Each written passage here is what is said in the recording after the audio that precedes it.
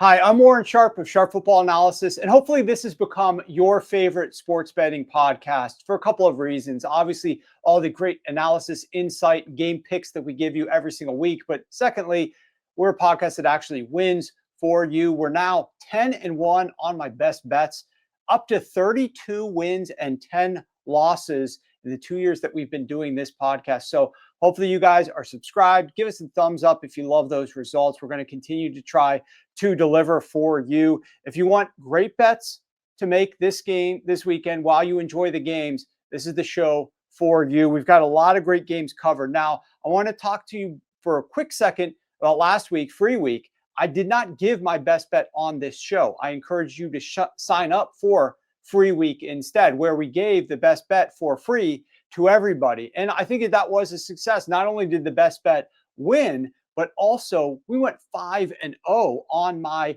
largest props that I gave you last week, all for free. So you guys made a lot more money with free week than you would have if we just did the show as regular. So I think massive success for us for free week. And hopefully you guys enjoyed that experience and maybe you decided to stick on board and get a little bit more of our behind the scenes client only recommendations moving forward. But in either case, I cannot continue to give you all of those client recommendations for free. That's why it's just called free week and not free weeks or free month, et cetera, et cetera. This show is going to be great, though. We're breaking down a ton of big games. There are a couple in college football. College football this time of year, more and more meaningful in terms of where we are with some of these games. And we've got USC versus Oregon. That is a massive game. We've got Georgia Tech versus Pittsburgh, another massive game. Two massive games in college football. Over in the NFL, some huge games, some de facto playoff games in some cases, maybe not that extreme, but they're going to be great and they're very impactful. We've got the massive Colts at Chiefs game that we're going to talk about. We're also going to be talking about Sunday night football between the Rams at the Bucs, we got the Jets and the Ravens, many, many more games that we're going to be discussing with you here momentarily. So stick around, don't go anywhere. Before we get into talking about the rest of the week slate, I need to mention we're coming back with another $100 giveaway. Last week, Joseph K was our $100 winner. He accurately picked CeeDee Lamb to score the first touchdown in the Raiders-Cowboys Monday Night Football game. All you have to do to enter this week to have your shot at $100 is comment below who you think is going to score the first touchdown in this week's Monday Night Football game between the Panthers and the 49ers. If you're right, you'll be entered to win $100 into your Novig account. Make sure that you have a Novig account. If you don't, click the link in the description below to get a purchase match of up to $100 when you sign up. A great deal to get you signed up for Novig. It's an outstanding platform. You're going to hear more about that later on in the show. We just started and we're already giving away hundreds of dollars. Hopefully we give you some more winners here on the Best Bet segment. Let's dive into the show.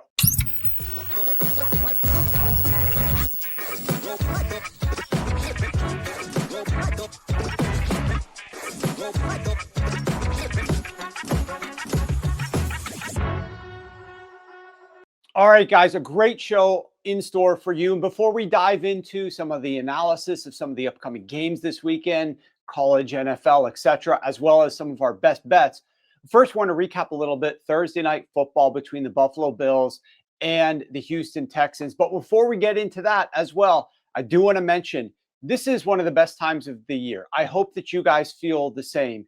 Thanksgiving is next week, and I've got to share with you a new schedule that we're going to be rolling out here for the holiday week. Obviously, Thanksgiving is all about food, family, football, not necessarily in that order, as well as maybe some drinks thrown into the mix as well. And as a result, we want to get you guys prepared. We're here for you. We want to get you prepared for these Thanksgiving games. So we are doing a special episode on Wednesday to tee up all the Thanksgiving games. So that episode will be in your feed. Make sure that you're subscribed over on YouTube, your favorite podcasting platform. On Wednesday, we're going to be dropping a special Thanksgiving only episode of this very show. Then we're going to come back and record another show on Friday. It's going to be out a little bit later in the day, but we're going to hit this up Friday morning, and it's going to be dropping into your feeds Friday afternoon. So a little bit later than you're usually accustomed to, because usually we put a lot into the show. As you guys know, we start recording on Thursday, early afternoon, and we run into late afternoon on Thursday. We come back Thursday after the Thursday night football game. We give you a little bit more. We're producing this overnight, and then we're dropping it into your feeds. By the time you wake up on Friday, boom, it's there. So Thanksgiving week is going to be a little bit different. I hope that you guys appreciate the fact that we're working our tails off for you. We're going to give you a couple extra shows. Make sure that you guys like and subscribe. That goes a long way for us, helps us out a ton. So we appreciate all of that as well. But let's dive into the Thursday night football game. And first of all, I just want to mention a passing of the white cap, something rarely seen by human eyes. We saw a head referee get injured. He left the field, had to pass his white cap to the other umpire, who then took over. And kudos to him. Good old number 81 did an outstanding job picking up the mic and delivering a great rest of the game. I thought he did a great job under difficult circumstances. So look, I criticize the refs. I criticize the league and officiating, but I'm not just criticizing to be critical. I'm telling you my truth about things. Here was a great example. Kudos to this referee and this umpire who took over for him and the job he did. I'm not always a bad guy as it relates to referees. First, let's talk about the biggest story of this game. The Houston Texans defense, by and far the biggest story. The Buffalo Bills had just 3 total play calls in the red zone tonight. 3 total plays in the red zone. They did not gain yardage on any of those plays. I mean, that has to be a record. I didn't go back and double check it. That is incredible. 3 plays from this Buffalo Bills offense, as good as this offense is in the red zone, and you don't gain plays on any of them. That's absolute insanity. Buffalo has a top 5 offense on third downs leading into this game, and a top 5 offense in the red zone. They go 5 of 16 on third down. They go 0 of 2 in the red zone. So the Buffalo Bills could not get anything accomplished. The Houston Texans defense really stepped up massively. The Texans defense overall, in a nutshell, forced 2 interceptions by Josh Allen, 1 forced fumble that they also recovered, 3 total takeaways, 8 sacks for 70 yards, 11 quarterback hits, 12 quarterback pressures. They held the Bills, as I mentioned before, to 0 of 2 inside of the red zone. Just an incredible performance by DeMeco Ryans, having them prepared. We saw Josh Allen go to Houston in his last game down here, and I think he threw 6 or 9 completions. I mean, they did a great job against him there. They did a great job against him here. We're going to talk a little bit about the Buffalo Bills' struggles on the road momentarily, but I mean, if you don't start off with mentioning how great the Houston Texans defense and defensive line performed, to Will Anderson Jr. and et cetera, all these guys, then you're starting off on the wrong foot. But we also got to talk about the Buffalo Bills. The only thing I could positively say about the Buffalo Bills was that was a great play call on that 4th and 27, the hook and ladder play. It's technically a lateral. They call it hook and ladder. It is what it is. That's just the way that this thing is called. But you wouldn't have even known that that was a big play in the game if you're just watching it on TV and you're not staring at the TV, because Al Michaels was just calling this like he was calling a putt to win the Masters or something like that. Just calm as can be. Check the pulse on this guy. I'll just say this. Kudos to Al Michaels for getting the bag, and kudos to him if he says yes and gets another bag. This is not Al Michaels' fault for putting himself on TV. He's getting paid. I would do the same thing if I'm over 80 years old and people want to throw millions of dollars to me to call a game. That's never going to be offered, but I would do the same thing if it were. But what are these executives doing here? If this is the guy calling the 4th and 27, the biggest moment of the game, team's trying to come back and win outright, and that's the way that you're calling the play, go back and look at Adam Schefter's feed or any of you guys' feeds. If you didn't catch it live or you can't remember, they all tweeted the 4th and 27 play. It was just horrendously announced. But put that aside. If that was a good play call, what are the Bills doing on 4th and 1 late in the game in the 4th quarter? Josh Allen is standing there. He's got his center and his 2 guards, and the defensive tackles are lined up opposite the 2 guards. There is a linebacker lurking over the center who then drops back several feet. Josh Allen could easily take the ball and just dive for the first down. It's 1 yard. He's 1 yard away. Instead, what he does, they call a run play, draw for Cook. He takes the ball, turns around. Cook is 7 yards behind the line of scrimmage. Josh Allen runs backwards 6 yards, hands the ball to Cook. Cook comes up, loses 2 yards, turnover on downs, Houston Texans football. I mean, what are they doing here with that play call when you have the tush push? And in addition, the defense is actually playing the draw to the running back. Like, you've got the opening there. You go back and look, I tweeted out the bird's eye view of it from the Prime Next Gen Stats broadcast on Amazon. And it's clearly wide open for him if he just wants to audible to that or just do it on his own and just dive forward for it. So I don't know what the play callers there were doing. Josh Allen, as I mentioned before, 8 sacks. He was sacked on 53% of the pressure dropbacks. So half the time he was pressured, he took a sack. It was the highest pressure to sack rate in his entire career. He completed 19 of 21 pass attempts underneath for 141 yards, attempted just 1 deep pass attempt. His second game this season where he attempted just 1 deep attempt. I mean, yes, Josh Allen is to blame here some degree. Obviously, he's the quarterback. So any loss, the quarterback bears some of that burden. But it's clear Shakir, he toughened up and toughened through it at the end of the game when they absolutely needed him. He was not right. He was obviously banged up and injured. And the coaching staff is sitting Keon Coleman and Dalton Kincaid is injured. Like, at what point do we did they not foresee this happening? Like, really, whatever Keon Coleman did was bad enough to bench him for this game as well? They desperately needed some sort of weapons out there. The leading receiver, I want to say at halftime or close to it, was Ty Johnson, the backup running back. This was the options that Josh Allen was working with here. For Khalil Shakir, they weren't using him in the normal routes that they typically do until the very end of the game. For like 3 quarters, it was all just like run underneath.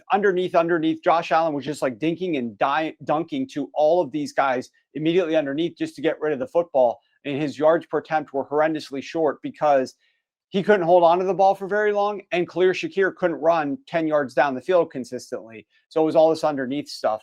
I just didn't understand really the game plan and the strategy. James Cook had some explosives and had some success early on in that game. And then the run game just completely evaporated.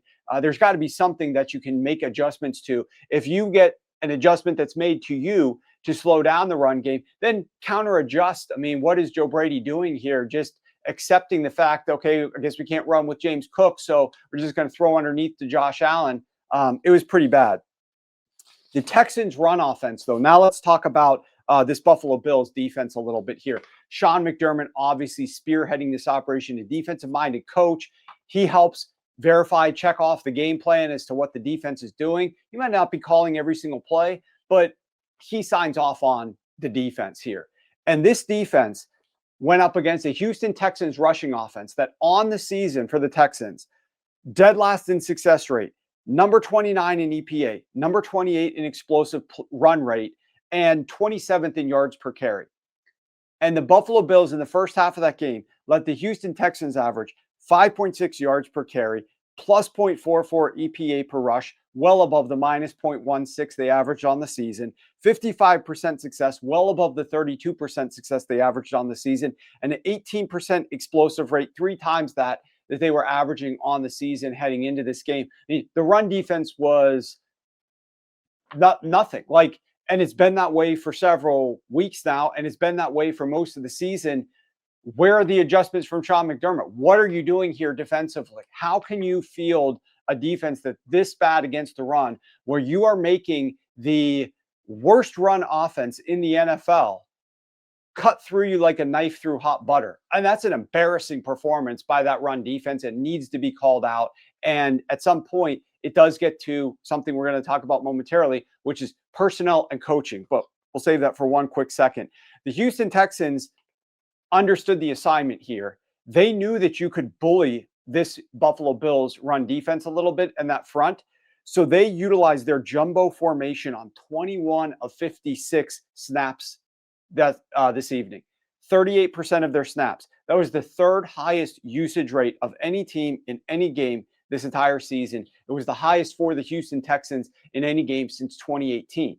So they saw on film, this is what we could do to have success. They rolled out there with an extra offensive lineman, and they absolutely tried to bully the Buffalo Bills, and it worked. And the Buffalo Bills should have seen it coming, and they once again have no adjustments defensively to try to slow it down. Let's talk for a second about the Buffalo Bills. Their record on the road since 2023 is a losing record. And that might sound surprising to you because the Buffalo Bills are constantly in divisional round, conference championship, one of the best teams in the NFL, one of the best records in the NFL. And yet on the road, since week 1 of 2023, they have 11 wins and 12 losses. And even more distressing is take a look at who those 11 wins have come against. Look at these quarterbacks. Easton Stick, number 1. Sam Howell, Andy Dalton, Justin Fields, Joe Flacco, Geno Smith, Tua Tagovailoa twice, Aaron Rodgers, and then we got a couple decent guys, Jared Goff and Patrick Mahomes. That's it. That's the only quarterbacks that the Buffalo Bills have gone on the road and defeated. So great, kudos. You beat Patrick Mahomes. That's hard to do. You went into Detroit and beat Jared Goff. That's hard to do. Not easy. That team puts up a lot of points. But all the rest of these quarterbacks, I mean, Easton Stick, Andy Dalton, Justin Fields, like where is there anybody who's impressive on here that would be say, wow, that's a good win for the Buffalo Bills? No. So, this team has struggled on the road. Whose job is it to get them up for road games? The head coach. And I tweeted out tonight, I asked the question, do you think this Buffalo Bills franchise is currently ascending or descending? If you look at their tenure under like Sean McDermott, for example, they were ascending for a while. 2018, Josh Allen's rookie year, 6-10.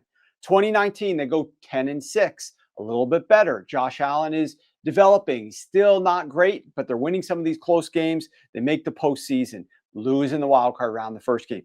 Then 2020, Brian Daboll overhauls the offense completely. Josh Allen works a little bit more in the offseason. This team is excellent in 2020. Totally new philosophy for the 2020 season. They win 13 games, lose only 3, make it to the conference championship. Okay, this team is rocket shipping ahead. Josh Allen's still on his rookie deal. We are feeling really good in 2020.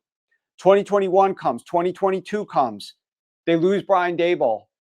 And now this team is, 2023, 11 wins, 6 losses, losing the divisional round. They haven't even made the conference championship for 3 years. Then finally, last year, they go 13-4. It's looking good for them. Once again, they lose in the conference championship. And now here they are. They've got as many losses right now as we sit here in week 12, 4, as they had all of last year. So we'll see what happens the rest of the season. But this team went 13-4 last year. They're 7-4 right now. So I asked the question, Sean McDermott's been here for a while. Can we any longer say this team is ascending, or is this team descending? And if it's descending, you're not getting rid of Josh Allen. So what are we doing here with this front office? It has to be descending for a reason, right? Like you still have Josh Allen. He's one of the best players in the NFL. It's the front office's job to assemble a roster that can win a championship. Are they doing that? Is this team capable of winning a championship with the roster they've assembled? Do they need to find somebody who could potentially assemble a better roster around Josh Allen? Then look at the other side, the coaching. Is this coaching staff putting Josh Allen and the rest of the team in position to win as many games as possible, to secure home field, and then to actually do damage in the postseason? Win a freaking championship game. Get to the Super Bowl. Don't lose, but win the Super Bowl. Do we have confidence that this coaching staff can do that? If we don't have confidence about the GM, if we don't have confidence about the coaching staff, and if we don't feel like we're ascending, what are we doing? Where is the Buffalo Bills going to go from here? So, I ask these open-ended questions. I'm not trying to be too judgmental. Buffalo Bills fans, if you're feeling frustrated, obviously, you're still 7-4. You lose this game on the road.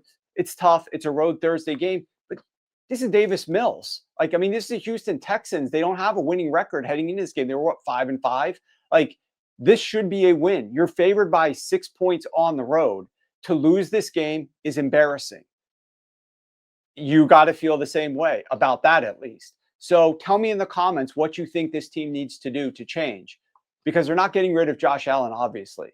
So Do you feel good about where you're at? Do you want to get rid of your GM? Do you want to get rid of your coach? Sound off in the comments and tell me what direction you want this team to head. But it's unfortunate for them. So with that said, make sure that you guys are subscribed. Taking a little second, hit that subscription button at the bottom. Make sure that you turn your alerts on. And let's start breaking down some of these games that we're going to be watching on Sunday.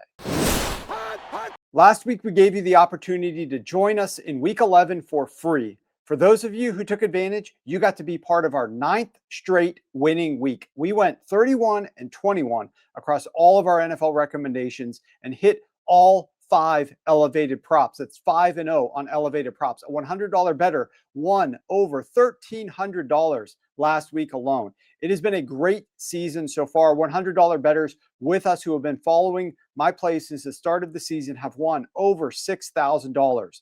Historically, I closed the season out with my strongest plays of the year. And if you want to win with us, I'm giving you a massive discount to get on board for the rest of the season.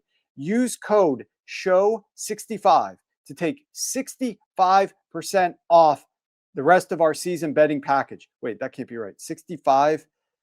It says 65% off. I guess that is right. These guys are out of their mind. That drops the weekly price down to just $37. This is the best discount we've offered this season. Just go to sharp.football, join now, and win with us for the rest of the year. When the Kansas City Chiefs offense takes on the defense of the Indianapolis Colts, the matchup I'm watching out for here is Patrick Mahomes against Lou Anarumo. Lou Anarumo is the defensive coordinator for the Indianapolis Colts, who used to be the defensive coordinator for the Cincinnati Bengals. And in the past, Lou Anarumo has figured out ways to disguise things and to keep Patrick Mahomes confused, and especially keep Patrick Mahomes from having explosive plays down the field. Now, this was more of an issue in years past when the Cincinnati Bengals would take on that more explosive offense of the Kansas City Chiefs. You would hear the rush 3, drop 8 principles that Lou Anarumo started working into the mix, and not really send a pass rush at Patrick Mahomes, but really flood the passing lanes, keep everything in front of him, and really put a lid on some of that explosion. Some interesting stats here about the backstory and the history. In 6 career games against Mahomes rather, Lou Anarumo has blitzed him only 14% of the time. The Cincinnati defenses that Lou Anarumo was in charge of played man coverage 28% of the time. Now, the Buffalo Bills, just a couple of games ago, had the same type of strategy against the Kansas City Chiefs and did so very effectively. Buffalo used 6 defensive backs 68% of the time. That was the second highest rate for any team in any game this entire season. They blitzed Mahomes on only 8% of his dropbacks, sending a blitz just 4 snaps the entire game. They played a 2-man front 21% of their snaps. So they changed things up, but the key for them, in addition to getting people back and making life more difficult for Mahomes to figure out who's doing what in the secondary, because we know that the Kansas City Chiefs have a relatively high pass rate. So the goal is to confuse them in those passing dropbacks. It's also to get pressure on Patrick Mahomes. The Buffalo Bills were able to get pressure against the Kansas City Chiefs. That's the issue with the Indianapolis Colts. Will they be able to get the pressure? Because right now they rank 22nd in pressure rate at 34%, but that drops down to 31% without DeForest Buckner out on the field, and he is not going to be there for them in this game. So can Lou Anarumo figure out a strategy that's going to have success, which will give Mahomes problems diagnosing things in the secondary while simultaneously still figuring out a way to get pressure? The Colts now have Sauce Gardner. They had a bye week after incorporating him over in Germany. So they have a little bit more time to utilize Sauce Gardner. They already used the 11th highest rate of man coverage on the season. They played man coverage on 42% of snaps when Sauce Gardner played with them his first game out last week. So they've got this new toy where they can play a little bit more man coverage. They can try to take away a receiver, and they can force the offense to play left-handed, work with the other auxiliary weapons. Sometimes that doesn't necessarily have a lot of success against Patrick Mahomes because the Kansas City Chiefs, especially the most recent versions of the Kansas City Chiefs, don't have that like singular number one guy who always is deployed outside and really you can take him away. They move their guys all around, they get them all touches, and they utilize everybody. So this cat and mouse game between Lou Anarumo and Patrick Mahomes is obviously must-see TV, and it's going to go a long way to determining whether the Kansas City Chiefs can get a very needed win at home on Sunday. Daniel Jones and the Indianapolis Colts offense has their work cut out for them when they go on the road to take on the Kansas City Chiefs. Yes, Daniel Jones is off of a bye, but this defense throws a lot of different things at you. It's going to be interesting to see how the Indianapolis Colts can combat that. Now, I have high levels of respect for Shane Steichen, the head coach and play caller for the Indianapolis Colts. His strategy, especially early on in games, and his scripting is really solid. This is going to be a fun game to watch Daniel Jones go up against Steve Spagnuolo and the defense of the Kansas City Chiefs. And I'm interested to see how some of their strategy plays out. First and foremost, how often are the Indianapolis Colts going to lean into play action? Daniel Jones is second in the NFL in his rate of play action, 33% of his dropbacks. When he uses play action, he averages 9.2 yards per pass attempt, fifth best in the NFL, completes 71% of his passes. You can get the Kansas City Chiefs and Steve Spagnuolo if you utilize play action. The Chiefs have allowed a league high, aka NFL worst, 82% completion rate and 10.8 yards per pass attempt, which is second worst in the NFL, to play action. Whereas if you don't use play action, you're only getting 5.9 yards per attempt on them. A non-play action passes, that's second best in the NFL. So on paper, it sounds like this is a great time to lean into play action. They already utilize it at the second highest rate. Make sure that we push that envelope even further in this game against the Kansas City Chiefs, who struggle massively against play action. I do not want to see at the end of the game that the Indianapolis Colts lowered their play action rate for one reason or another. They have to figure out a way to protect Daniel Jones long enough so that he can utilize play action so that they can attack this Kansas City Chiefs defense. Otherwise, I don't think that they have a very good shot whatsoever. Another avenue of success could be Daniel Jones utilizing his legs. I mean, the last two games, Daniel Jones has had sacks. He's had sack fumbles. He's thrown interceptions. They have to figure out ways for Daniel Jones not to lose this game before it even starts. You need, in a game like this, you probably need to win it in the fourth quarter. So you can't lose it in the first quarter. You can't have Daniel Jones screw it up too badly for you. Take off and run if something's not there. Avoid the sack fumble if you can. The Chiefs have allowed a league high 5.4 rushing points from a fantasy perspective per game to quarterbacks. And then the last thing here is, how are the Colts going to approach this game? Some interesting stats from Rich Hribar's worksheet over at Sharp Football Analysis. You can read his game preview for this one if you want to get more information here. But the Colts are number 6 in pass rate, drop back rate, in the first half of games. That's 65%. They've dropped back to pass the ball 65% of their first half plays. That drops to 30th in the second half of games at 51%. Now, a large part of that is because they get aggressive early and then they run you to death late. But they're able to do that when they have a lead. And if they don't jump out to a lead in this game, then they're not going to be able to deploy that high run rate in the second half.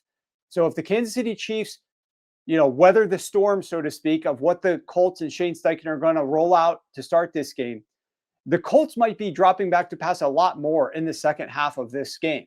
So a lot is going to be decided in the first 10 to 15 minutes, in my opinion, in terms of how the fourth quarter is going to play out.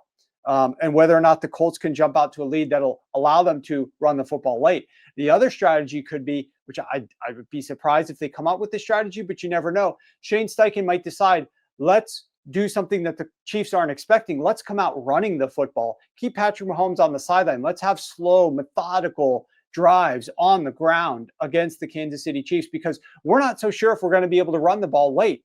If we don't have enough success early, we won't be able to run the ball late. And we don't want to have a game plan where we pass the ball early and then have to pass the ball late against a team like the Kansas City Chiefs. When we got Jonathan Taylor, one of the best running backs in the NFL, we have to get some work out of him against this run defense of the Kansas City Chiefs. So maybe they're going to decide to run the football earlier than they normally do in this one. There's a lot of options that the Indianapolis Colts have, but one thing you don't want is Daniel Jones screwing things up too badly for you.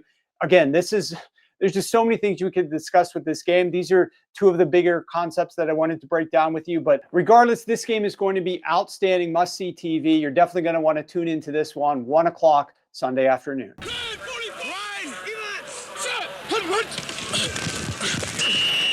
Count me among the people that were surprised to see Joe Burrow practicing in full yesterday. Joe Burrow taking QB1 reps on Thursday, with Joe Flacco taking QB2 reps. And all indications are trending towards Joe Burrow being the starting quarterback for the Cincinnati Bengals when they take on the New England Patriots. Now, obviously, that has resulted in the line dropping. At some points, it was the New England Patriots -7.5 here. It's dropped to 7, now 6.5. I'm seeing some 6s in the marketplace as we're recording this. And it is a big deal to see Joe Burrow back out on the field. One thing that I do question, first, I mean, there's a lot that I question about this move. I know that Joe Burrow has healed enough. And when Joe Burrow has healed enough, I mean, I'm assuming he's healed enough. That's what this move would indicate. Then he wants to play, right? You do your rehab, you do your off-season, you do your training away from the team, you do your training in the team facility, you do whatever you need to so that you can get back out there on the field. And if you feel you're ready to get back out there, why would you continue to sit out? I totally get that and understand that perspective. The team is 3-7. The team is entering this most ridiculous stretch of their games for a while. They're playing the Patriots, the Ravens, the Bills, and the Ravens again. That is a murderer's row schedule. And this week, obviously, they're without Jamar Chase. So, you know, a lot's going to probably be decided by how they perform in this game. If they can get a win, they might have some ideas that they could just run things out the table, sweep the rest of the season, and have success. I hope for my personal case and everybody who tailed that they don't run the table and win all of the remaining games, because we bet under 9.5 wins for the Cincinnati Bengals. And right now, if they lose one more game, we cash our ticket. So I just need them to lose one more game the rest of the season, and we're good. That's what I'm hoping for. But I do think it's going to be interesting when Joe Burrow steps out onto the field. What do we know heading into the season? What were we aware of? We're aware that this offensive line was terrible. We were aware that Joe Burrow would be running for his life. We were aware that Joe Burrow was either going to have to get rid of the ball quickly or try to buy time in the pocket. And then we saw him in the preseason running around like a chicken with his head cut off. And then we saw him get injured behind this offensive line a couple weeks into the season. And it's like, okay, now what? In steps Joe Flacco. Joe Flacco is not a better quarterback than Joe Burrow, but the drop-off offensively wasn't as large as some people might have expected, because Joe Flacco clearly can still spin the football, and Joe Flacco can operate behind a bad offensive line. Why? Because he can either get the ball out quick or he can try to throw it deep. But one thing's for certain, Joe Flacco isn't scared in the pocket. Joe Flacco is a guy who's been around the block. He's like the Ben Roethlisberger-esque style of build. He's taken a lot of hits and he's not injury prone. So he'll get blown up at times and just pick himself off the ground. I mean, what else is he going to do? If he's not playing here, he's probably retired at home with his kids. So it's one last opportunity. Just go out there and, you know, you don't really have much of a career that you're trying to save at this point in time. Stand and deliver, take some of those hits, and he doesn't really back down from them. Joe Burrow, I'm not suggesting will play scared, but it's going to be interesting to see how he performs out there with this toe injury. Does he have full mobility all around the pocket to elude pressure? Is he going to try to get rid of the ball quicker so that he can avoid pressure? All these things are massive questions against this New England Patriots defense that I'm really curious to see how this game plays out on Sunday. But it's certainly great news to have one of the best quarterbacks in the NFL return to the league. So I'm looking forward to seeing, if he does indeed return, what Joe Burrow brings to the table on Sunday against this New England Patriots and Drake May passing attack that's been really good for a long time, and certainly now might have a different thing to prepare for defensively if Joe Burrow is back.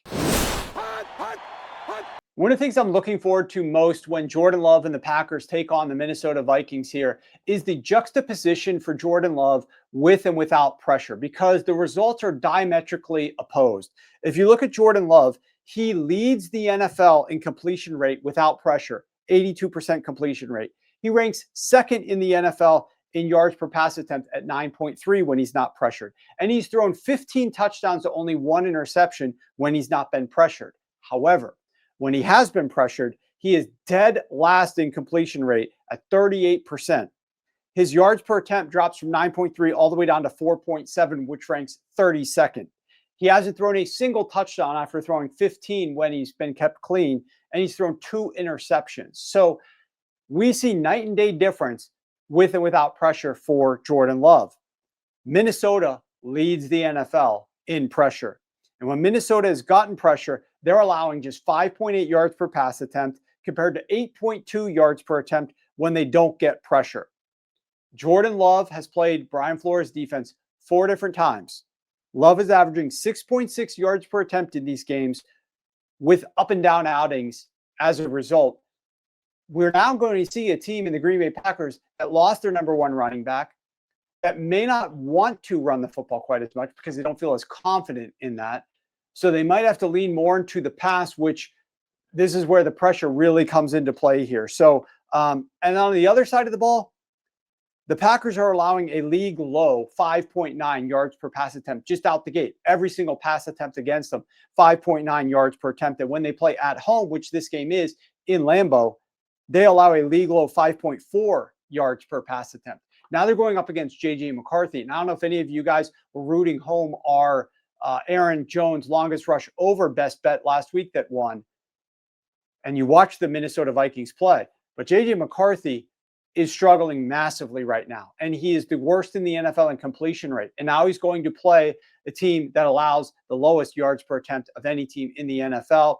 Pressure is really going to be the key to this game on both sides. Brian Flores against Jordan Love, and also Green Bay Packers and how they deal with J.J. McCarthy and how KOC tries to figure out some avenues to keep J.J. McCarthy's head above water. The Pittsburgh Steelers and Mike Tomlin's defense has gotten a lot of grief this year from other teams that they have just played, commenting on how this defense was too predictable, was obvious what they were rolling out there, and the results showed as the Steelers were dropping some games and allowing far too many points, most notably the primetime game against the Cincinnati Bengals where Joe Flacco absolutely steamrolled them and Jamar Chase had like 20 catches and 3,000 yards. But something has changed for the Pittsburgh Steelers. They have made work every single week to try to get less predictable. It started in week 9 against the Indianapolis Colts. They utilized their highest rate of cover 6 of the entire season.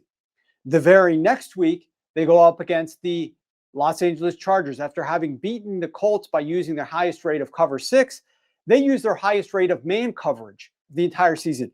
49%, nearly 50% of dropbacks were man coverage by the Pittsburgh Steelers, and they blitzed Justin Herbert at a 38% rate. On the road, they go into LA and they defeat the LA Chargers in an upset.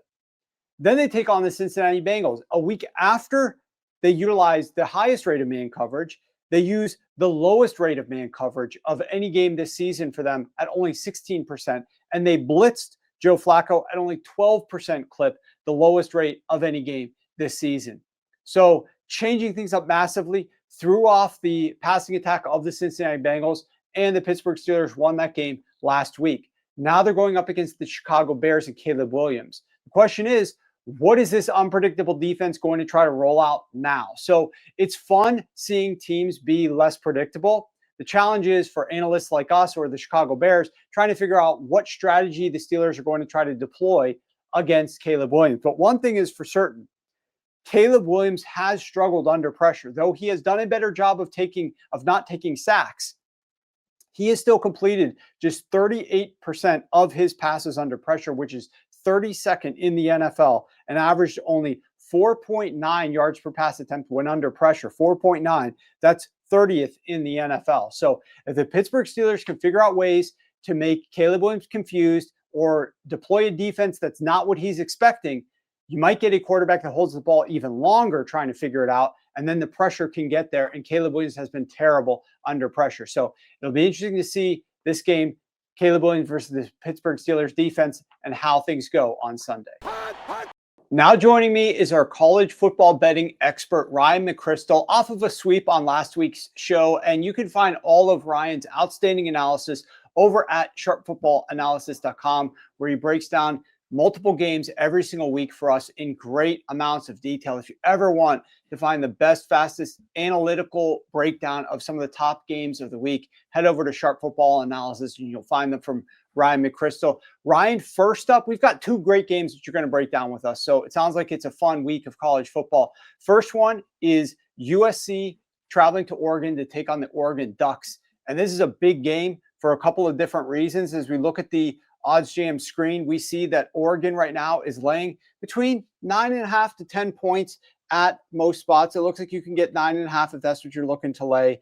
The total is sitting at 59.5. USC is in a must-win spot to keep their playoff aspirations alive, while Oregon moved up one spot after last week's win in the standings for the postseason, and it sets up for a huge late season battle here. What are you looking to do with the betting recommendation in this one, and why do you like that side? Yeah, huge game in the Big Ten between these former Pac-12 schools. Probably a playoff elimination game for the loser of this one. I don't think it's going to be a very good game, though, unfortunately. I think Oregon's going to run away with it. So I'm going to lay the points here, even though it's a pretty large spread. It mostly comes down to the fact that I think Oregon's going to dominate on both sides of the ball. I'll start by talking about when Oregon's on offense, because USC's defense, obviously, we know since Lincoln Riley got there, it's been bad. And it's getting better this year. That's why they're hovering around the playoff conversation, because it's certainly improved. But in certain matchups, they're just going to get exposed by the best offenses on their schedule. Their defensive coordinator, Danton Lynn, he's done a lot to make this a more physical defense. Obviously, we've seen that in certain games against Nebraska. We saw it against Iowa. They're definitely getting better, but Oregon's going to be able to expose them. And I want to really focus on the rushing attack here. Here, the opponent adjusted data in the run game. That's really going to make this a big difference. Oregon's running backs, they rank second in the country in yards before contact. USC's defense ranks 122nd. They're just making too many mistakes up front. It's more physical, but they're still mistake prone. In the past, they weren't physical and they were mistake prone. That's why everybody on their schedule ran all over them. They're getting more physical. They're getting better. But a team like Oregon that's disciplined up front, they're going to be able to create running lanes and just break off big runs. And I also want to point out that this isn't sometimes we see teams that give up a lot of yards before contact. It has to do with scheme. In the college game, we see a lot of 3-5 defenses. Those teams will sometimes give up more yards before contact, but then because of the athletes they have on the field, they clean everything up at the second level. That's not USC's defense. They're getting gashed.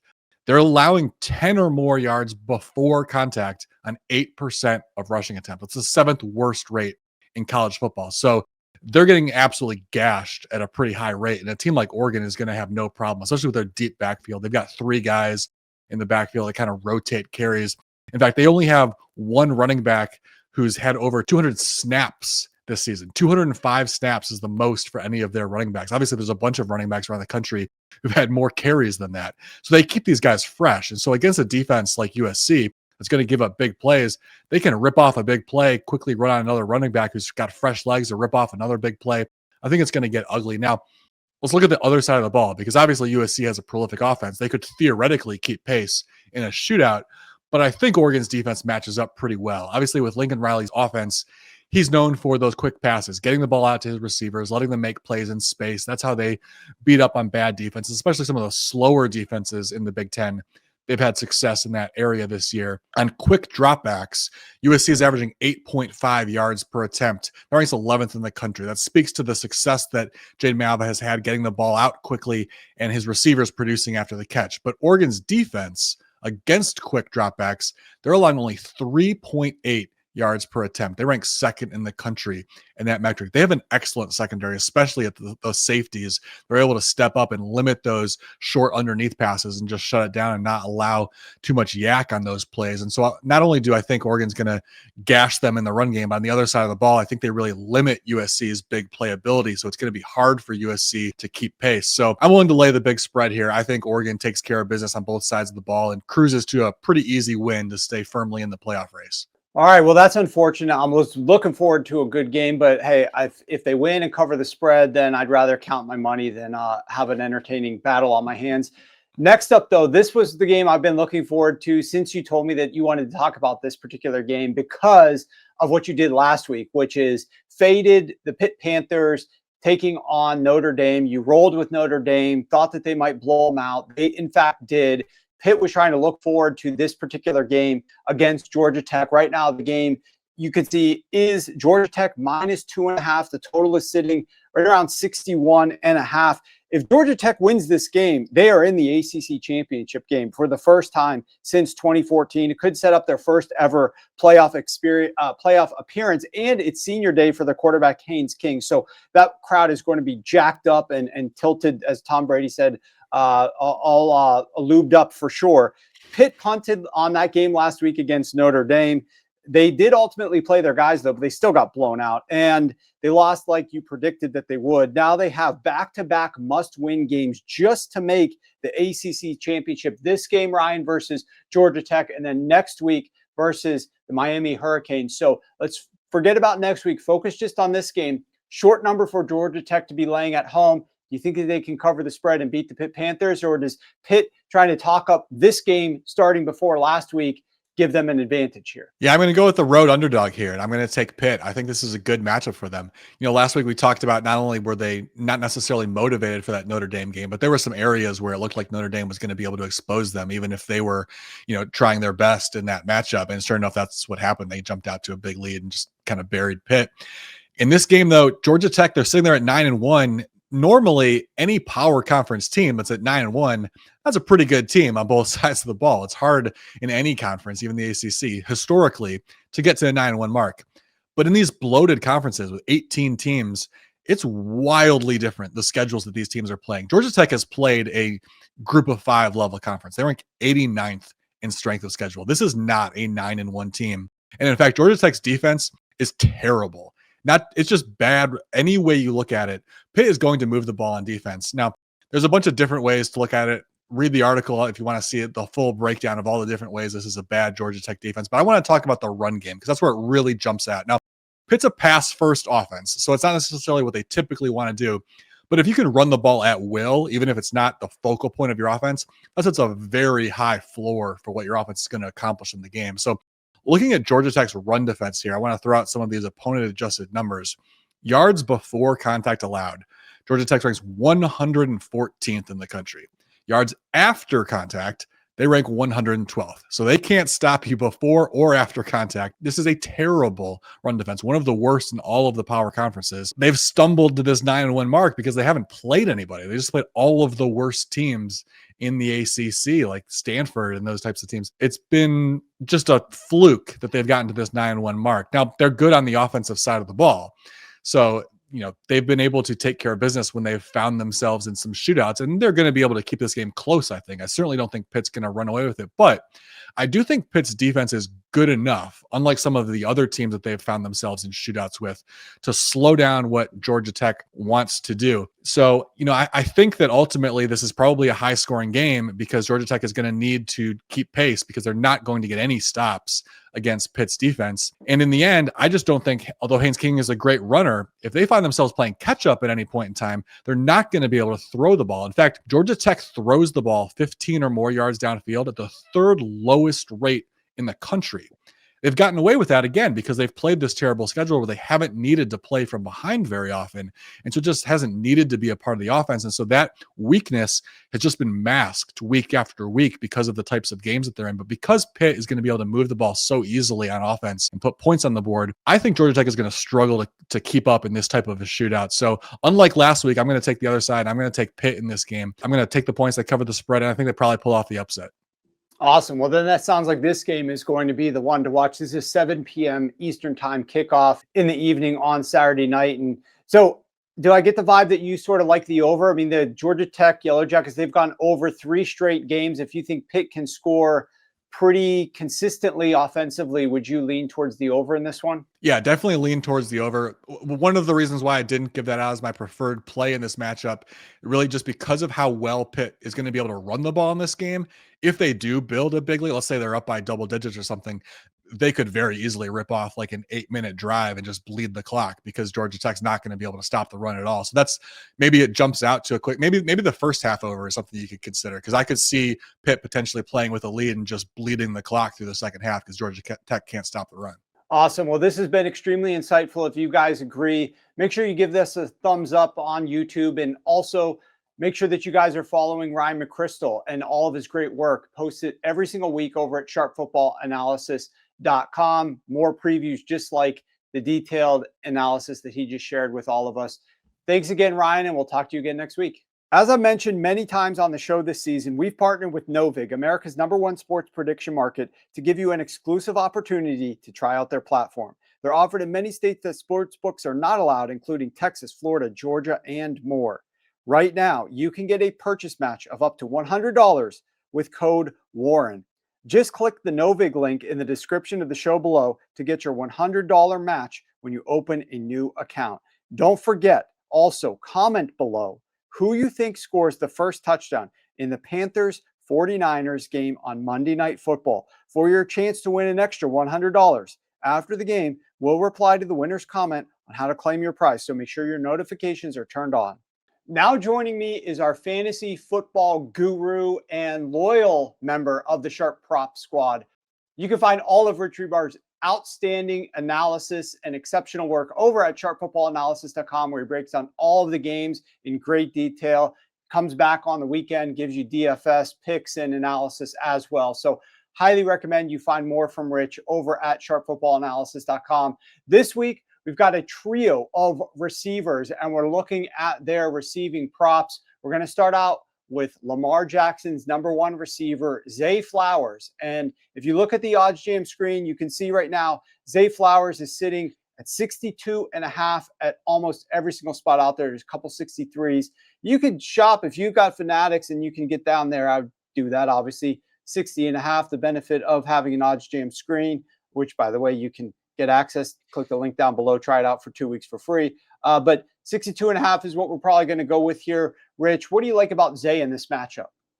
Yeah, I think it's going to be a better spot for Lamar Jackson the previous 2 weeks too, going against this Jets defense. But even with the offense not really being great the last 2 weeks, Zay Flowers has easily cleared this number. He averages 74.6 receiving yards per game in Lamar Jackson's games. He's hit this particular number in 6 of 7 games with Lamar Jackson, 8 of 10 overall, even with the guys that filled in for Lamar Jackson. And underneath the hood, we love this from a matchup stance because New York blitzes at the 8th highest rate. They play man coverage at the 7th highest rate. Flowers has a team high 28.2% target rate with 2.42 yards per out run against man coverage. He has a team high 28.3% target rate with 3.3 yards per out run against the blitz. And since the trade of Sauce Gardner, the New York Jets have really struggled to slow down wide receiver ones. They allowed 91 yards to Jamar Chase, 78 yards to Jerry Jeudy. If that's just not enough to get you here, I don't know what it is. And then 105 yards to Stephon Diggs last week. Yeah, I didn't know Dylan Gabriel could throw for 78.5 yards in a game. So, yeah, we're looking for Zay Flowers to hit this mark on Sunday. Next up, we've got another receiver, and we're going to head over to the Kansas City-Indianapolis Colts game, one of the biggest games of the day. Later on, we're going to be talking to our ref expert, Joe Gibbs, about this game in particular.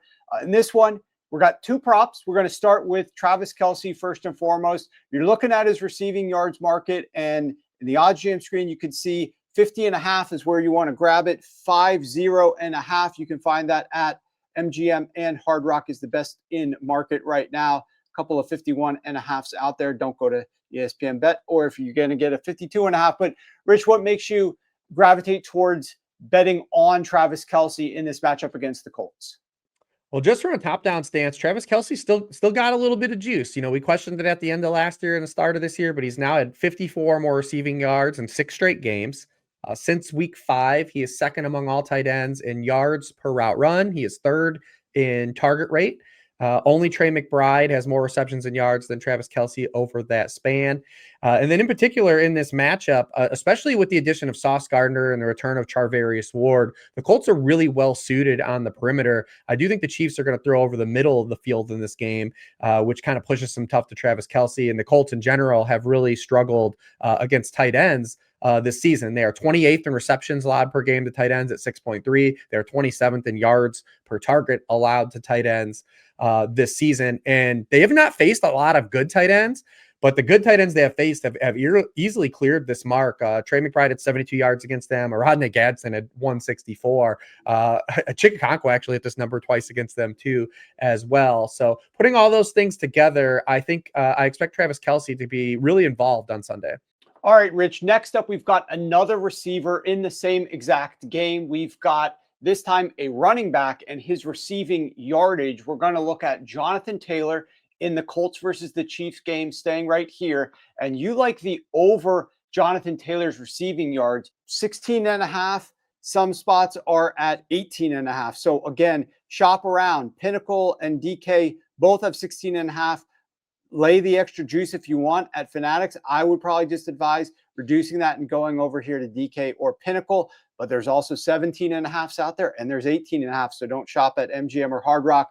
We're going to stick with the 16.5 here. Great number for Jonathan Taylor in this one. What has you thinking that Jonathan Taylor could be a matchup key for the Indianapolis Colts going up against the Steve Spagnuolo defense, and he might have some success here?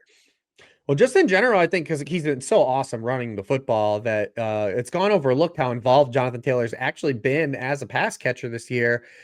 He already has 30 receptions. That's his most in a season since 2021. His career high is 40. He's set to go way past that. He's averaging a career high 26 receiving yards per game.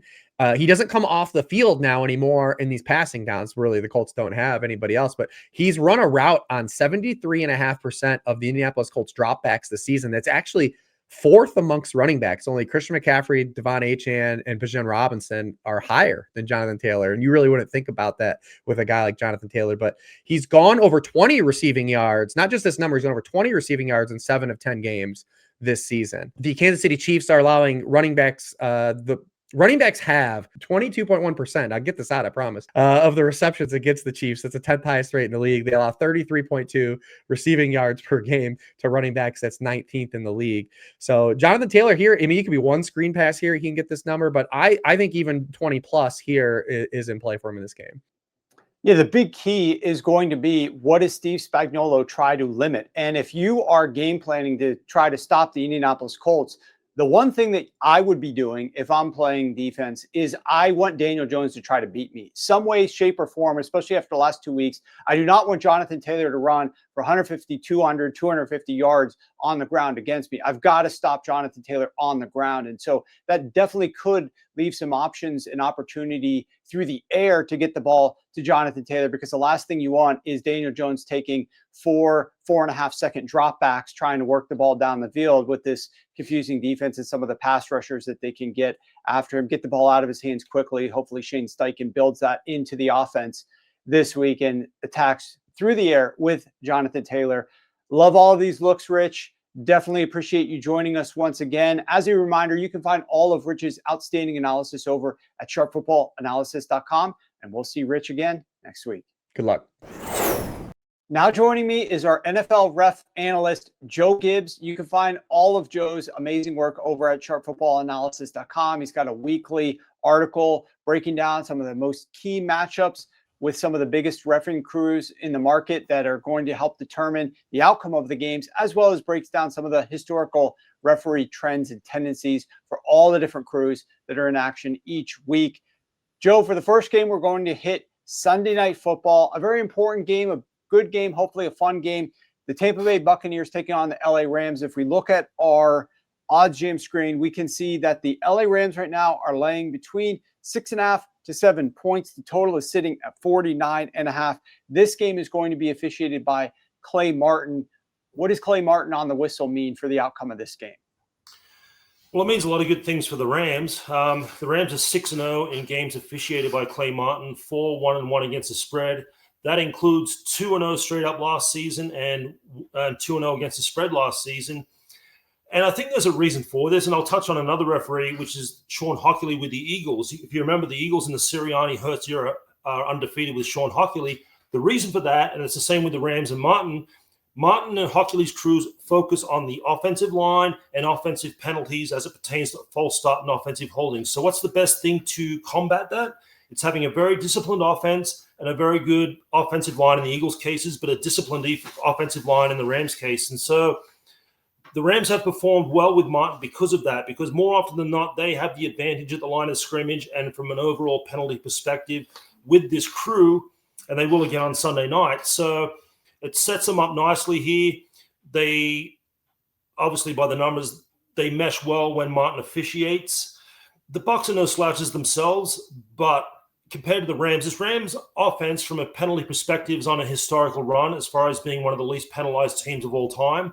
So you get a crew in there with Martins who does place extra emphasis on the offensive side of the ball, offensive holding, false start, illegal formation. You know, it helps the team over the course of a game. It may be 1 or 2 calls here and there, but that adds up. And so I do like the Rams here. I think it's a bad spot for Tampa. They're back-to-back road games. They're up at Buffalo last week, back to Tampa, cross-country to Los Angeles on Sunday night. I mean, that's a brutal travel spot. The Bucs are beat up as far as defensively. A lot of offensive players are out as well. So this Rams team may be the best in the league right now. You can argue they are. And it's just a nice spot for them with a referee they've had a lot of success with over the years.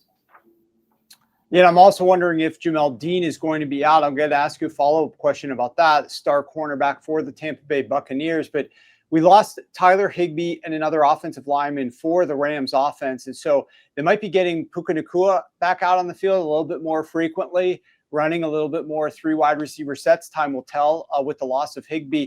But if they are throwing the ball and pushing it down the field, because it's hard to run against this Tampa Bay Buccaneers run defense, Joe, and if Jamel Dean is out for the Bucs, does this referee crew have any sort of tendencies in terms of pass interference, defensive holding, anything down the field that might benefit the LA Rams if they are going up against some backup or weaker cornerbacks?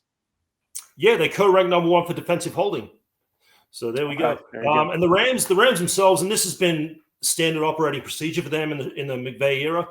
They're one of the top teams. Actually, the Bucs are pretty good themselves. One of the top teams at generating automatic first downs via penalty, whether that be pass interference, holding, illegal contact, whatever it may be. But the Rams push the ball down the field, and a byproduct of that is beneficial penalties. And we see it every year with McVay and this Rams offense. The Bucs, I said, are also very good at that. Problem for the Bucs is Mike Evans is out. I think Godwin's out. So when they have their full complement of receivers, they're just as potent as far as pushing the ball down the field and generating those big plays.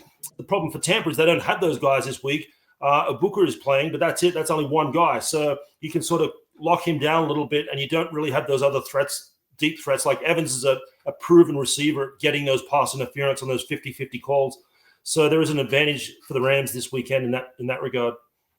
No doubt about it. And that's also an interesting comment that you made there about the number 1 defensive holding penalties, because the LA Rams utilize a lot of play action, and the Tampa Bay Buccaneers are really bad against play action. And so you might get opportunities where come out, play action looks like a run, DBs are playing like it's a run, all of a sudden the receiver's running past them. What do you have to do? Slow them down in some way, shape, or form. Referees are going to be studying that, looking out for that. It's not a good situation. If that is the case, that bodes well for the Rams and worse for the Bucs. Next up, Joe, let's dig into the biggest game of the week, probably one of the biggest games of the season moving forward, and that's the Kansas City Chiefs hosting the Indianapolis Colts. The Indianapolis Colts are off of a overtime game overseas in Germany, came back, and fortunately for them, they had a bye. The Atlanta Falcons, for whatever reason, decided not to take a bye. That was a dumb decision, clearly. The Indianapolis Colts took a bye. Hopefully it's a smart decision for them. They get a couple extra weeks of prep to come in here to take on the Kansas City Chiefs. This game's officiated by Alex Moore. Right now, if you look at the odds jam screen, point spread is -3, some 3.5 though, for the Kansas City Chiefs. So if you like the Colts, grab that 3.5. The total is sitting right around 49.5 to 50.5.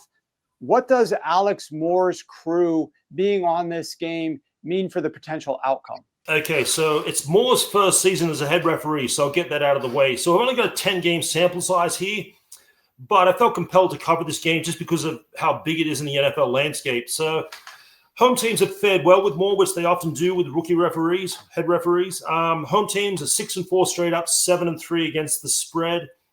They lead the league in penalty per game average, which is another trait that new referees have because they feel like they have to call everything to just show that, they know the rules. And so as a result, you get elevated penalty counts. I keep waiting for them to dial it back a little bit, and they did last week with Buffalo, Tampa Bay, and hopefully that continues this week because otherwise you only get 18, 19, 20 penalties a game with these guys in charge, and it just chops up the game completely. So those are some numbers right there. Moore ranks number 1 for roughing the passer 80% of those penalties on the road team. That's number one in the league as far as penalty percentage on the road team. So keep that in mind Sunday. Mahomes has been known to get a couple of calls here and there, and those are very impactful when they do get called. What else we got here? First down penalties. I don't talk about first down very much. Moore's crew call a disproportionate amount of their overall penalties on first down and on the offensive side of the ball. So they rank highly for offensive holding and false start. So you get those things where, first and 10, offensive holding is first and 20. It makes for tough going the rest of the series. Third down penalties, despite calling a lot of first down penalties, they drop off a cliff on third down. They only call 14.5% of their penalties on third down. The league average is 21.3%. So you look at that right there. First down, second down, major emphasis on penalties, particularly in the offense. Third down, they tend to let them play. So, if any of the teams are watching, keep that in mind because they may let you get away with a little extracurricular activity on third down if this is anything to be judged upon. The Colts themselves, very disciplined. They rank 30th in pre-snap penalties per game. The Chiefs rank 26th. The Colts are the least penalized team for false starts. Alex Moore's crew ranked number one for calling false starts. So that's going to be a classic case of something has to give on Sunday. The Arrowhead crowd will have an impact on this game. That pre-snap noise is going to be huge. I'll be curious to see if the Colts actually get called for a false start because they've only had 7 the entire season. So you get a couple on Sunday, that would be well above their season average per game. So as for the game itself, look, when the schedule came out, back in May, I don't think anybody predicted the Chiefs would be 5-5 and fighting for their playoff lives, and the Colts would be sitting at 8-2 and considered one of the best teams in the league. So it's really an unusual circumstance for Kansas City to be fighting for their playoff lives this early in the season. Arrowhead's such a huge home field advantage. KC's lost back-to-back games, but they were at Buffalo and then at Denver. So those are two of the toughest places in the league to play. They're back home in friendly environment. They've got a pretty good home field advantage crew if this 10-game sample size is anything to go by. Look, I like the Chiefs here, but I've liked the Chiefs a lot over the years, so this is nothing out of the ordinary. At the end of the day, the Colts have the better roster, I think, but the one thing that sticks in my mind is still the Daniel Jones effect. And, yeah, he's had a solid season, but this is one of those spots where does he revert back to the Daniel Jones we've kind of known over the years? And so that really is the elephant in the room right now as far as the game, as far as I'm concerned. Yeah, if you're Steve Spagnuolo, you got one mission only. Make Daniel Jones beat you. You cannot let Jonathan Taylor on the ground beat you in this one. And I'm sure he's well aware of that. Let me ask you this. It relates to Alex Moore's crew this year and their result and impact on totals. I want to know what the total results are here for the over-unders, because if you're telling me that they have a disproportionate amount of penalties on first down and some on second down, but then they let them play on third down, we're seeing more first and 20s, first and 15s, and then it's harder to come back. But then on third down, if defenses can grab and tug and hold and pull a little bit more, are we seeing more unders for this crew, or where do they stand there? No, actually, this is the thing. There's 7, depending on the numbers, you got 7-3 to the over. The other thing that I didn't mention is they rank number one awarding automatic first downs via penalties. So they do call a lot of those offensive holding false starts, but they also call a lot of defensive penalties. They call a lot of everything. We could be here all day talking about what they call. So when you add it all up, their games are averaging, I think, around 49 points.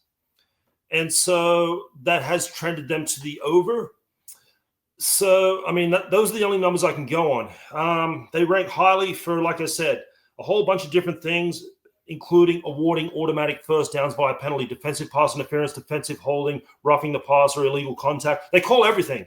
It's just a matter of how it all plays out. So I think this game's going to be lower scoring myself. I think it'll be a slow pace game. So I would lean to the under, but they have trended over this year. Okay, well, that's interesting. Apologize if you hear a little background noise. I got some landscapers right outside doing some leaf work. So these guys are going to be done in a little bit, hopefully. But interesting. Also interesting note about the 81% of the roughing the passer penalties coming on the road team. So we'll have to see how that bears out as it relates to a lot of dropbacks for the Kansas City Chiefs. In either case, it's going to be a fun game to watch. Line shows that it should be a competitive game as well. Really looking forward to seeing how this one goes. Thanks as always, Joe. And if you guys like Joe's analysis, you want a little bit more of that, I highly recommend you head over to sharpfootballanalysis.com. Check out Joe's weekly refereeing article, posts every single Thursday or Friday. Definitely dig into that one. And Joe, thanks a lot. Good luck. Enjoy the games this weekend, and we'll talk to you next week. Great. Thanks, Warren. Good luck. Today's show has been outstanding, full of best bets in college football and NFL and talking about the refs. But now it's my turn. It's my turn to give you my Novig value play of the week. We're 10-1 on the season, 32-10 over the last 2 years. We're looking to improve that by going 1-0 this week. And for that, let's turn to the Odd Gym screen, and we're going to look at Jonathan Taylor of the Indianapolis Colts, and we're going to go over 2.5 receptions. You can see the market is 2.5 everywhere, and the juice is very favorable except here, but 2.5 reduced juice. The best number, though, is right here at Novig, 2.5 plus 103 to the over. So that's what we're going to go ahead and grab, 2.5 plus 103 to the over on Jonathan Taylor's receptions over 2.5. Why do we like this? A lot of different reasons. Let's start with the fact that Jonathan Taylor has gone over this in 6 of his most recent 8 games. Now, he doesn't usually sail over this number, but he does have a very high floor. He's had 2 receptions or more in every single game that he's played so far this season. So a high floor, he's out on the field a ton. Now, we also know that there's a chance that the Indianapolis Colts will not be able to be as run heavy in the second half of games this week if they're not in a lead position. We just talked about that earlier on in the show, about how they're much more pass heavy in the first half of games, but switch to becoming much more run heavy in the second half of games. If they're not winning, they're not going to be able to do that. So there's more opportunities for Jonathan Taylor in the passing game as well. There's a couple of other reasons why I like it. The first one is a lot of running backs have been topping this number, and specifically a lot of receiving backfields. Not everybody has a running back like Jonathan Taylor who's always out on the football field. But for example, the Denver Broncos last week, all of their running backs combined for 6 receptions. Right now, we know RJ Harvey topped this. He had 3 himself, but they work a lot of different guys into that backfield. 6 receptions for them. A couple of weeks ago, Jeremy McNichols, we bet over on his receiving yards against this Kansas City Chiefs defense. He had 5 receptions for 64 yards. And there's been a lot of different backfields that have had production and specifically receptions against the Indianapolis Colts backfield. I will be honest, the decision between yards and catches was very razor thin, and I'm personally going to be betting both of them. But the pick that we had to settle on for this show, we have to pick just one, is going to be receptions. Let's talk a little bit about Shane Steichen. Shane Steichen has a track record coming up with the LA Chargers or San Diego Chargers and then LA Chargers because he worked in that building. He worked as an analyst for them. This is where he cut his teeth to get into the NFL. And finally, in 2019, he became the interim offensive coordinator. In 2020, he became the offensive coordinator for the LA Chargers. He went up for the very first time against Steve Spagnuolo that year. Steve Spagnuolo in that game, he had, studying Steve Spagnuolo's defense for a little bit, they threw 4 targets and 4 receptions to Austin Eckler, 2 targets and 2 catches to his backup, Josh Kelly. They also played later on in the season, and they threw 7 times to Austin Eckler for 6 receptions. Now, Austin Eckler's a receiving back, a lot different vein than what you have here for Jonathan Taylor. But the point is, they are using their running back out of the backfield. The bigger point, though, is that the very next year, Shane Steichen gets a promotion, becomes the offensive coordinator for the Philadelphia Eagles, gets more money, gets a raise, goes over there. In Philadelphia, he went up against the Kansas City Chiefs defense that very first year, Steve Spagnuolo's defense, 8 targets to Kenneth Gainwell in that game. He caught 6 passes and 3 targets and 3 receptions to Miles Sanders. We're talking about double-headed backfield here where they totaled 11 targets, 9 receptions, and over 100 receiving yards combined between those 2 top backs. They also played Steve Spagnuolo in the 2022 Super Bowl. And in that game, the Philadelphia Eagles don't really throw to their running backs in that year, the 2022 season. They had one of the very lowest target rates that you'll see for a team targeting running backs. They were just empowered by stretching the field, opening things up, being explosive on offense, throwing to A.J. Brown, throwing to their number 2, their number 3, et cetera, receivers down the football field. But they still made room to throw 4 receptions to Kenneth Gainwell, and Boston Scott added another one in the Super Bowl. Now, Steichen hasn't gone up. The reason why I'm going through this history is because in 2023, Steichen didn't play the Chiefs. 2024, Steichen didn't play the Chiefs. So this is the first time since he was with the Philadelphia Eagles that he played the Chiefs. But the bottom line is they do like to utilize their running backs against Spags' defense. The last thing I'll say is just some coverage stuff here. So getting more into the weeds, I know. Michael Pittman is the number 1 receiver for the Indianapolis Colts. He's the guy that they like to target against 2 high shell defenses like the Kansas City Chiefs play at the 6th highest rate in the NFL, 56% of the time. He's getting those first read targets very frequently. However, the Kansas City Chiefs are really good at limiting number 1 wide receivers. They are the 2nd best defense against number 1 wide receivers. So then Shane Steichen may be like, well, this is the guy we would go to, but they've got a great matchup here. They play us really well. Let's go to our number 2. Well, their number 2, Alec Pierce, he is the man coverage guy and the deep down the field guy. And the Kansas City Chiefs limit both of those things. Daniel Jones only throws 13% of routes targeted to Alec Pierce when he's going up against 2 high looks. So he's not going to see that very much here. So there's very going to be infrequent targets going to him in the first place by the schematic structure of the defense. But secondly, throws 20 plus yards down the field, the Kansas City Chiefs are 9th in completions allowed on those types of throws. So they just don't allow those bigger explosive throws. So if you limit the top 2 receivers for the Indianapolis Colts, where are these balls going to be going to? Tyler Warren's going to be catching some. Josh Downs might catch some, but you're going to need somebody else to help out here. So for all of these reasons, and the fact that the floor is already, generally speaking, at 2 receptions, plus the fact that you might be in a trail state, I think Jonathan Taylor can catch at least 3 balls against the Kansas City Chiefs to go over 2.5 receptions. And that is my Novig value play of the week. As a reminder, click the Novig link in the description of the show below to get a $100 match when you set up your first deposit over at Novig. And let's all pull for Jonathan Taylor to catch at least 3 receptions and for us to improve to 11-1 on best bets this year. And that'll do it for the Week 12 episode of the Sharp Football Analysis Podcast. Make sure that you guys are subscribed so you never miss another episode. We are the fastest growing sports betting podcast on the planet. You can subscribe on YouTube. You can follow us and subscribe on your favorite podcasting platform. And we'll see you guys soon.